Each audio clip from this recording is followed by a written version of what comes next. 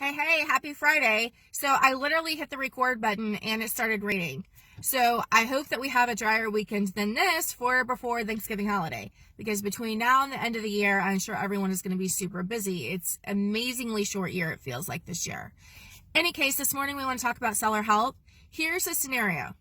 Buyer goes under contract. They don't communicate to either their lender or their agent that they're going to need assistance with closing costs.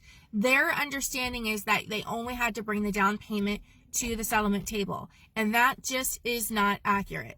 So as a buyer, when you're making an offer on a property, you want to make sure that you and your agent are in clear communication about what those closing costs are going to be. Your agent is always going to give you an estimated closing cost sheet, so that that number at the bottom, the cash needed at settlement, that's what you're bringing to the table, unless you're negotiating seller help up front. So let's say you're going in and you're putting an offer on a house for $100,000 and you don't ask for seller help.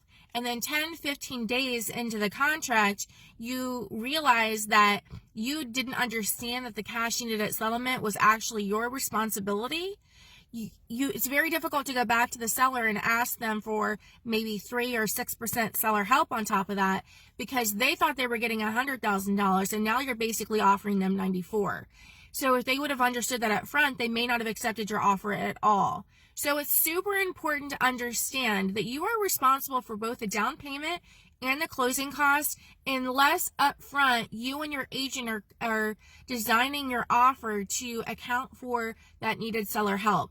So what do you do in that situation if you're in a contract and you realize that you don't have the funds to close, or that you just don't want to pay out that much money?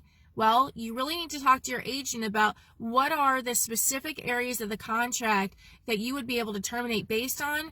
But the reality is, it is your responsibility to make sure up front that you understand the estimated closing cost sheet. So when both your lender and agent are explaining that to you and communicating to you that that is your responsibility, we need to be very clear that that is not then something that we go back and ask the seller for once we're under contract.